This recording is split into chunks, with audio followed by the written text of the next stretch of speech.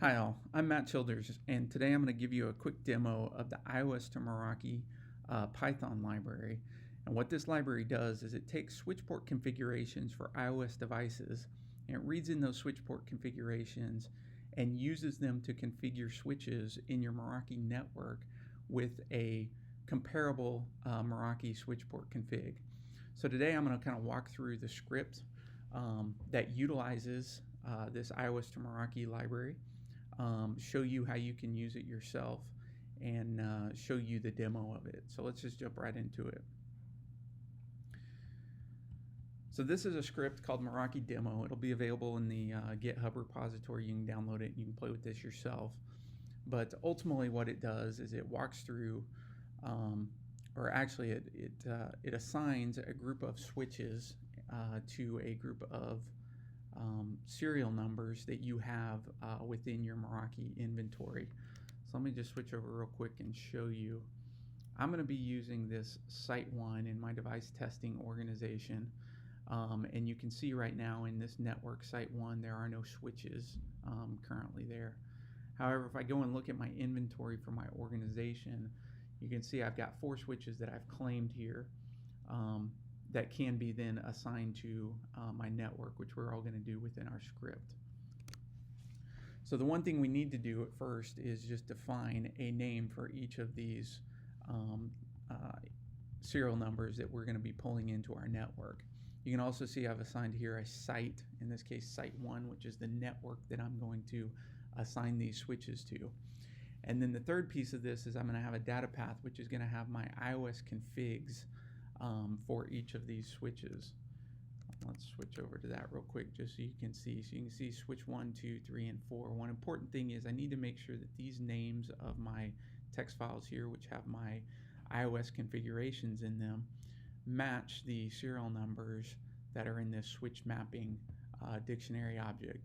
And the reason is because I'm going to take the switch port configuration from the switch1.txt and I'm going to assign it to this serial number when I claim that into my network in Site1 within this script. And you can see here the switch1.txt, switch1 through 4.txt that I'm going to be using today is just a standard iOS config from a Catalyst switch. In this case, I think these were 3750Xs. But really it's going to be looking at these interface configurations, and that's what I'm going to be assigning to the configurations within my Meraki switches. So if we step through this real quick, the first thing I'm doing right here, this is all just kind of the setup. I've got an API_config.json file. This is also something, I've got an example of this in the repo that you would need to rename this file to API_config.json and then go into that file and actually change the configurations so that your API key and your organization ID are in that file, and then that way it will point to your organization and we can the network that we defined in our switch or in our script here. Then the next step is to basically go through those the configuration files in the directory. We're going to create a site. In this case, we're calling it Site1. It's really just a hierarchy, a container for our switches. We take all of our switches and we put them into a site. So I create a site. I point it to the path of my switches, which is in my data directory. I'm going to go through each of those config files. I'm basically going to take the switch name, strip off the .text of the file, and that's going to be its switch name. So in case switch1.txt, the switch name is going to be switch1. Then I'm going to create the IOS2Meraki switch object, and in order to do this I just need to give it a switch name, and I'm going to pass through the config file which was in our data directory here. And then once I've got that switch object, I'm just going to add that switch object to our site. Again, it was just a container for our switches. The next step is I'm going to create an action batch group. We're going to talk about this just a little bit more as we get down towards the bottom of the script, so just remember we're creating that right here, and we'll explain that in a minute.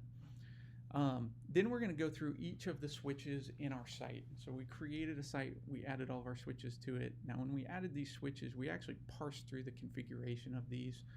We did all that dirty work of taking the iOS config and mapping them to Meraki. So now what we're going to do is we're just going to loop through those switches and we're going to take the Meraki configs and utilize the API in order to create our switches and create all the switch port configs. So you can see here, I'm going to loop through these switches in our site. I'm going to grab the current switch. I'm going to get its serial number from our mapping up here. So in case of switch 1, he's going to use this serial number. And then I'm just going to add this device to the network. Again, this was a method within the, or a function within our IOS2Meraki library that will do this for us. We just need to pass the API and key in the network ID that we had up here, as well as the serial number. And then we're going to go and update that device with its switch name. So that's how we're going to name it. Again, we're just going to use the switch names that we pulled off of the config file in text files. The next step then, we're going to go and create an action batch. And so I want to just touch real quickly on what an action batch is and what it does. So with switch port configurations in the Meraki model, we would go and we'd create an API call for every single switch port that we are modifying. For a 48 port switch, obviously this would mean 48 API calls to configure those switch ports. And when I have 4 switches, now I'm looking at 192 API calls in order to configure all of my switch ports. What an action batch does is it takes multiple API calls, groups them all together into what is known as an action batch in Meraki's terminology, and it will submit all those API calls for us in a single API call. And so what we do is we create an action batch for every single switch. So instead of doing 192 individual switch port API calls, we group those API calls into 4 total, 1 for each switch API calls, and each of those API calls is going to have, in this case, 52 switch ports API calls because we have 52 ports on each of these switches. Again, the action batch functionality is tied up in this library, so we can just leverage the class that we have here for action batch in order to do this. All we need to do is create the action batch, and then we'll add each of those individual switchport APIs into that action batch. So now that we've created our action batch, we're going to actually loop through every single interface on our switch. We're only going to look at the gigabit Ethernet interfaces in our switch here. You can see we've got a fast Ethernet, which is a management port on the 3750. We're going to skip that because we don't have that same thing on the Meraki. There may be some other things you want to do here. If you've got 10 gig ports or other ports, you may need to modify this a little bit. Then we're going to grab the Meraki port number. Again, with a switch, oftentimes we'll have a 1/0/2 naming convention or port numbering convention. In this case, we're just going to grab this last number because in the Meraki model, we're just going to have port 1, 2, 3, 4. So that's what this is doing. And now we're actually going to go grab the switch port API payload. As I mentioned before, when we created this switch object and passed the config file, it did all the heavy lifting of converting that iOS config into a Meraki config. We're now just going to use this method in order to go grab that API payload, which is what needs to be submitted through the API in order to configure our switch ports. We're going to use the URL. This is just setting the URL of the switch port API call. And as I mentioned, we're going to take this API call, the URL, the payload, we're going to set update, and we're going to add that action into our action batch. So 52 of these API calls are going to be grouped up into a single action batch. Then once I'm done with that, I'm going to take that action batch object that I created here, again, 1 for each of these switches. I'm going to add it into this action batch group, and I told you we would come back and talk about this action batch group here in a minute. What this action batch group does is it really just simplifies the handling of action batches. So an action batch works a little bit different than just an API call. With an API call, we make an API call maybe to set a switch port. It makes that call, it waits for the return, and it either worked or it didn't. With an action batch, it's got a kind of this concept of I'll submit an action batch and I need to wait to check on the status of it to see if it's completed or not. It's not something I get an immediate return on. So The action batch group object is really just handling all of that for us. So when I create an action batch, I add it to an action batch group. It's going to handle checking to see the status of it. It's going to handle executing them. There's also a limitation with action batches that we can only execute 5 of them at a time within my organization. So this is also going to take care of grouping them up into those groups of 5, maybe 5 switches at a time. Execute those action batches, wait for them to return, determine whether or not they completed successfully or failed, give us any error messages if it failed, and then execute the next 5 as well. So really this action batch group just kind of handles all of that heavy lifting for us there. And so once I've added each of those action batches to an action batch group, then the only thing I need to do is execute that action batch, and it runs through and completes all that for us. Once that's done, our switches should be in our network and fully configured. So let's actually demo it now that we've walked through the script. You understand what it does. So in my IOS2 Meraki, again, we're just going to run this Meraki Demo Pi.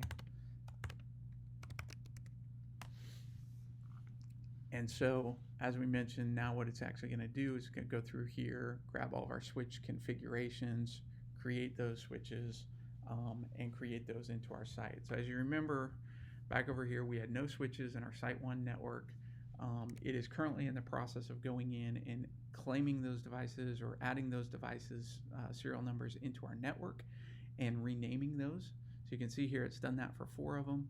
And now it's going through and executing the action batches for all the switch ports. So let's refresh this while we're waiting on the action batches to run. We can see all 4 of our switches have now been created. The serial numbers here. Again, I can go in on these, and the ports won't be configured yet because they're actually in the process of being configured via these action batches. So we're waiting for the action batches to complete. So while we're waiting on this, we can go in and take a look at the ports. You can see the ports all configured as trunk native 1, which is the default for switches whenever we add them or add them to our network. Okay, now we see that our action batches have completed for each of those 4 switches. So now if we go back and take a look at the switch ports, let me refresh this. We should see all of our switch ports configured with the configurations that were in our config file. So let's go take a look real quick. Pull up one of our switch ports. So in this case, let's look at port 7. It was configured with the description of clients 40, access VLAN 40, voice VLAN of 50, and BP2 guard enabled. If we switch back over and look at port 7, it's clients 40. The description got populated for the name. We're in VLAN 40 with voice VLAN of 50 and BP2 guard enabled. And we can also go down and look at maybe one of our trunk ports. In this case, we've got an access point port that is a trunk.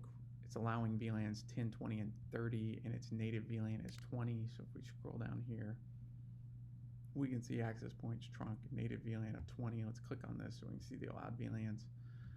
We have the allowed VLANs of 10, 20, and 30 with the native VLAN of 20. So you can see this basically takes all of the configuration files that we created or that we had in our directory and created the Meraki switch ports with the matching configurations on those. And we can jump over and look at some of the other switches and take a look too and see that they're all configured as well. So I hope this has been useful. Actually, before I quit, one thing I do want to show you is how you can use this yourself. As I mentioned, I will be adding the Meraki Demo script that I ran here so that you can run it yourself. I'll also include the data files, or the data directory with the switchport configs, so you can kind of test this yourself. You'll just need to do a couple of things. First is you need to make sure you'll have all these objects installed in your Python environment. The requirements.txt will be out there as well, so you can make sure you have what's needed. You'll probably want to change these serial numbers to devices that you have, and that way you can, and then update the site or the Meraki network that you're going to be using. And then the other thing is to change the API config.json, which is out here now, this API config.json, this example. You'll want to input your API key and your organization ID, and then you can kind of run this same Meraki demo script and then hopefully modify it to your needs. I hope this was useful. I appreciate you watching. Thanks.